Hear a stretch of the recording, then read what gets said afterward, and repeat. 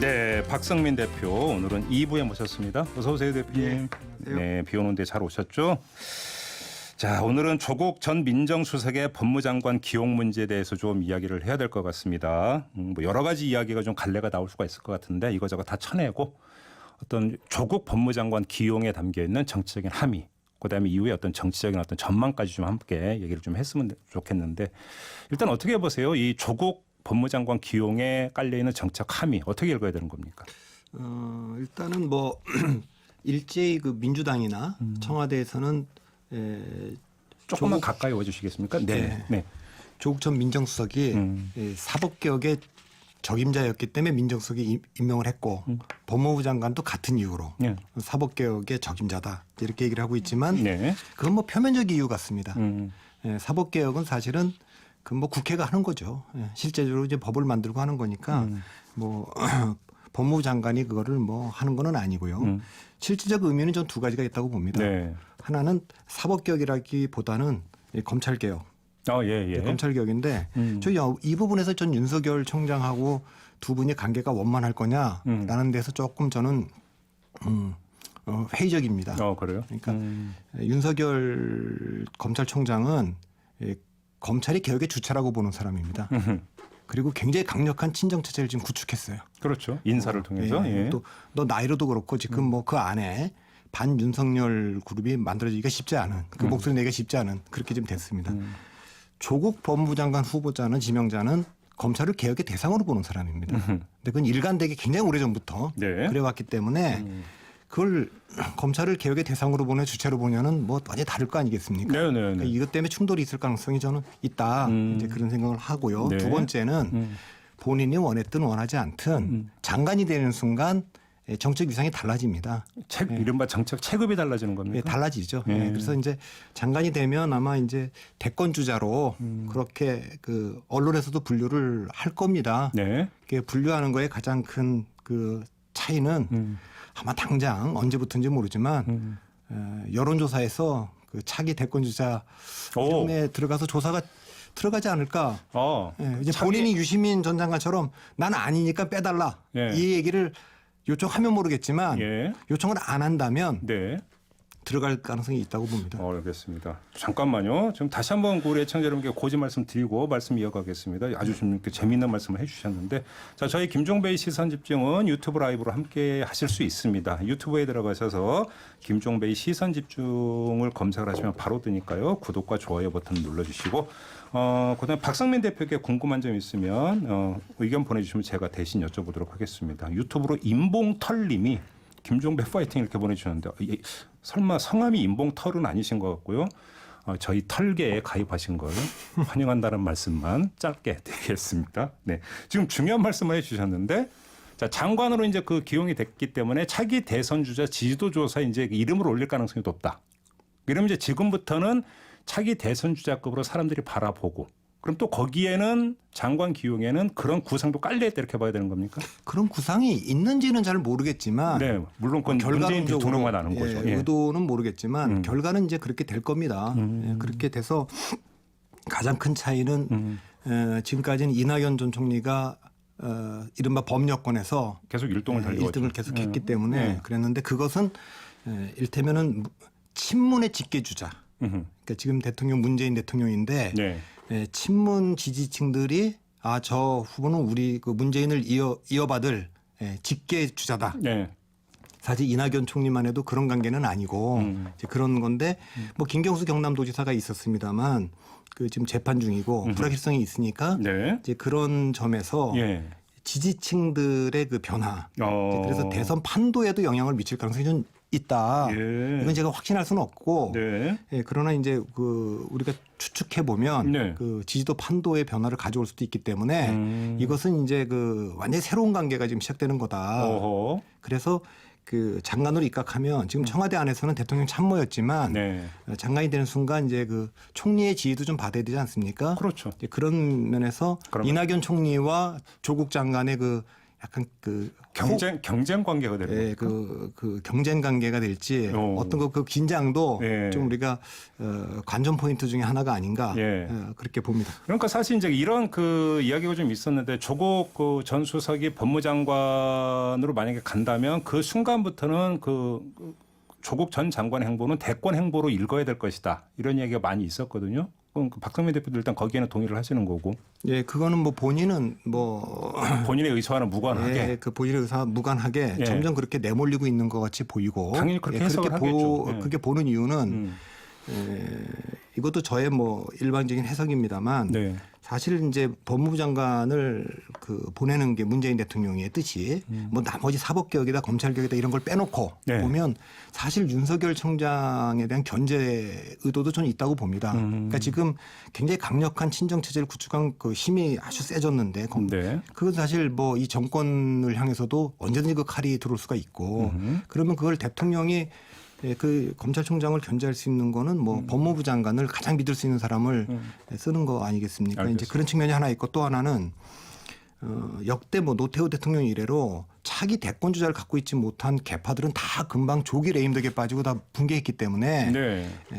그 정권을 재창출할 수 있는 대권 주자가 있다. 이것을 이제 계속 시장에다 정치 시장에다 보여줘야 되거든요. 이제 그런 면에서 보면 그게 사람이 많지 않기 때문에 네. 조국 그 장관 후보자도 이제 어쩔 수 없이 본인의 의도인지 아닌지 모르지만 네. 그렇게 됐고 네. 그래서 문재인 대통령의 페르소나라고까지 불리는 분 아닙니까?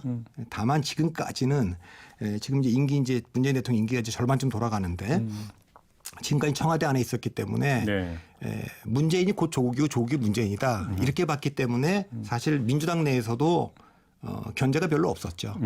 그 문재인 대통령에 대한 비판으로 직접적인 비판으로 받아들여질 수가 있기 때문에 근데 네. 이제 뭐 장관이 되고 이제 홀로서기를 해야 되는 입장이고 그렇게 되면 민주당 내에서 또 정부 내에서 또 친문 지층 내에서도 이제 견제가 좀 시작되니까 비로소 이제 조국의 정치가 시작됐다. 이제 그렇게 볼 수 있겠습니다. 지금 뭐 MBC 비니로 오경성님은 서해맹산의 정신으로 여론조사에 임해야 된다 이런 의견이죠. 이 서해맹산이라고 하는 게 조국 법무장관 지명자가 어떤 그 이제 지명된 후에 했던 일성에 이제 나오는 건데 바다와 산에 맹세한다. 예. 저도 처음 봤어요, 사실. 공부 많이 해야 되는구나 이런 생각을 했는데 아무튼 그런 뜻이라고 하는데요. 지금 그 박성민 대표의 말씀에 따라서 그러면 대권 행보를 전제로 해서 몇 가지 체크 포인트를 좀 하나하나 여쭤보겠습니다. 일단 첫 번째는 어떤 자신의 지지 기반 관련해서 그러니까 조국 지명자는 고향이 부산이고 영남에서 그러면 또 어떤 지지세를 얻느냐 나아가서 호남에서 또 어떻게 반응하는가 이게 대단히 중요한 문제 아니겠습니까? 일단 영남에서는 어떨 거라고 보세요? 일단 그러니까 그 기억하실지 모르지만 이분 이제 뭐 부산 출신 아닙니까? 그렇죠. 그리고 2015년에 문재인 대표 시절에 네. 민주당 대표 시절에 네. 그 김상곤 혁신위 때 부위원장이었죠. 그때 하면서 네. 그때도 뭐 문재인 안철수 부산으로 출마해야 된다라고 할 정도로 이 부산에 대한 그 정치적 중요성을 굉장히 강조해 온 분입니다. 네. 그리고 언젠가요? 그 뭐 작년인가? 제가 정확히 기억은 안 납니다만 민주당 내에서 부산 출마를 요청을 한 적이 있죠. 네. 그게 작년인지 금년인지 제가 올해 초에 그렇습니다. 민주당 일각에서 그 얘기가 나왔는데 이해찬 대표가 그럼 그 본인의 어떤 결정을 문제다라고 끊은 적이 있었죠. 예. 네. 그래서 그 아마 이제 부산에서는 이제 지금 지난주 금요일 날 그 갤럽에서 발표한 여론조사를 보면 그 PK가 TK 다음으로 좀 좋지를 않아요. 문재인 대통령에 대한 지지도가 긍정 평가가 36%였고 부정 평가가 53%였습니다. 지난주 금요일 발표니까. 근데 그런 상태에서 선거가 다가오면 아무래도 뭔가 부산 선거를 이끌어줄 상징적 인물이 필요하다라는 게 이제 그 지역 출마자들의 요구 아니겠습니까? 그러겠죠. 예. 그런 요구는 분명히 있겠지만 저는 근데 법무부 장관으로 이제 그 되고 몇 달 안 돼서 그걸 또 간두고 예. 또 총선 출마하겠다. 예. 그건 뭐 그 별로 명분도 없고 실익도 없을 것 같습니다. 그래서 예, 저는 뭐 그렇게 분석하는 분들도 있지만 예를 들어서 박지원 의원 같은 경우는 법무장관 끝내고 총선 출마한 다음에 대권으로 갈 거다. 뭐 이렇게 지금 했는데 총선 출마 가능성 별로 그러니까 높게 안 보시는 거고 박상민 예, 뭐 대표께서. 저는 없다고 얘기할 건 아니지만 뭐 그렇게 그건 좀 무리한 거 아닌가 이런 생각을 좀 합니다. 다만 이분이 그게 부산 분이기 때문에 뭐 네. PK 지역에서 지지가 있을 거다. 저는 그렇게 보지는 않고요. 전국에 굉장히 강범위하게 있는 문재인 대통령의 지지자들이 그럼 이제 호남에도 있고 충청에도 있고 다 있을 텐데 지금까지 마땅한 친문 주자를 찾질 못했어요.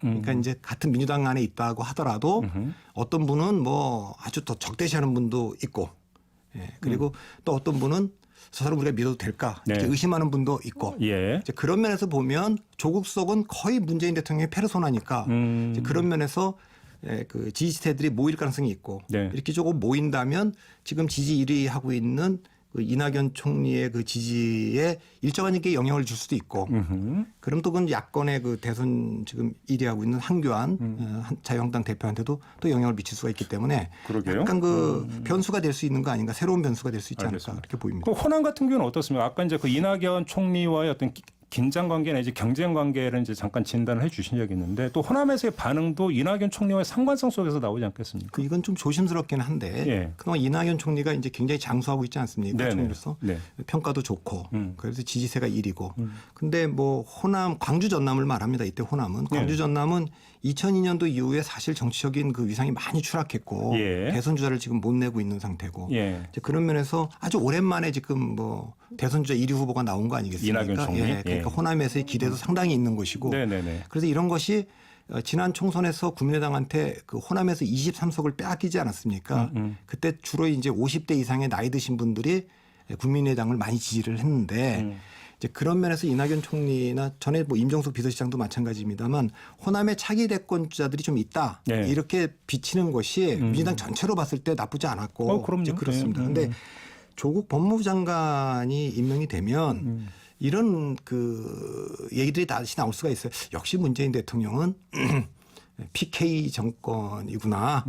그리고 뭐 PK를 중심으로 정권 재창출을 하려고 하는구나. 예. 이런 생각, 이런 말들이 나올 수가 있죠. 그 전에도 문재인 대통령이 그런 얘기를 사실 뭐 노무현 대통령 시절에도 그러고 좀 한 적이 있어서 호남에서 굉장히 그 고생을 했지 않습니까? 뭐 영남 정권 이런 말씀하시는 부산 거죠? 정권 이런 예. 얘기해서도 예. 굉장히 그 어려움을 겪었기 때문에 그런 것이 호남 민심에 어떤 영향을 미칠까 이것도 조금 관전 포인트로 좀 새롭게 알겠습니다. 부각될 것 같습니다. 지금 6735님은 아직 시작도 하지 않았는데 벌써 대권 이야기가 나오는 것은 조금 빠른 것 같네요. 이런 또 이제 그 의견을 주셨고요. 유튜브로 현사원님은 조국 교수는 적폐 개혁을 위한 법무장관으로 남아 있을 겁니다. 총선 출마 안 합니다.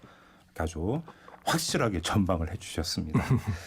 자, 알겠습니다. 그리고 지금 그 여당, 그 더불어민주당과의 관계도 잠깐 언급을 하셨는데 그건 어떤 뜻으로 하신 말씀입니까? 그 지금까지는 뭐 임기 뭐 한 절반도 못 돌았기 때문에 네. 그런 경우에는 그 여당도 어쨌든 뭐 그 대통령과 호흡을 같이 해야 된다 이런 생각을 많이 하고 있고 특히 그렇죠. 그 조국 민정수석은 여러 가지 야당의 공격에도 노출됐지만 네. 조국 수석이 그 문재인 대통령이 거의 상징처럼 돼 있는 인물이기 때문에 조국 수석을 공격하는 건 곧 문재인 대통령을 공격하는 거기 때문에 좀 자제한 측면이 좀 있지 않겠습니까?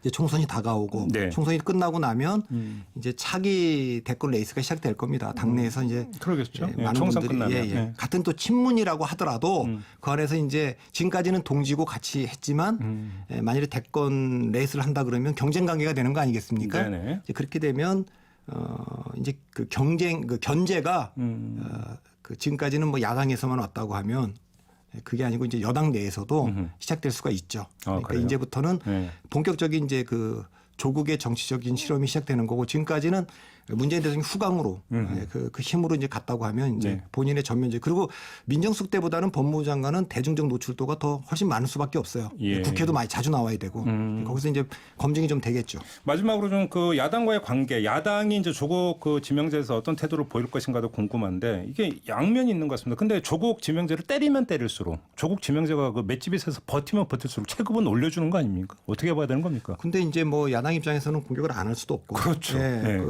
그리고 또 물러나지 않을 것도 알잖아요. 네. 이제 그 뭐 거의 포기 상태인 것 같아요. 어차피 그래요? 우리가 뭐 청문회에서 뭘 해도 문재인 대통령 임명할 거다. 예, 뭐 예. 민정수석 때도 굉장히 많이 봤기 때문에 그런 야당의 고민은 그건데 네. 다만 이제 그 야당에서 조국석을 키워주는 것이 그 자기들한테 꼭 손해냐 네. 그 판단은 이제 좀 할 수도 있는데 네. 그건 조금 아직은 이른 감이 좀 있고요. 그렇죠. 예, 그래서 조국석이 이제 법무부 장관으로서 차기 대권주자로서 지금 좀 이른 감은 있습니다만 그 속에서 뭐 이제 어떤 행보를 보이느냐에 따라서 야당의 대응이 좀 달라질 텐데 그건 뭐 총선 이유가 되지 않을까 그렇게 보입니다. 야당의 대응은 사실 이제 그 당장 궁금한 건 청문회에서 어떻게 대응할 건가. 사실 이게 궁금한 예, 거죠. 그렇습니다. 예. 알겠습니다. 이제 야당이 정말로 실탄을 비축하고 있느냐.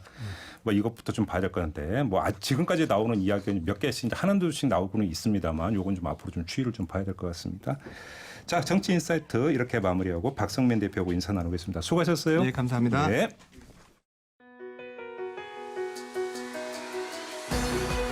이슈의 핵심을 꿰뚫는 예리한 시선, 믿고 듣는 진품 시사 김종배 시선 집중.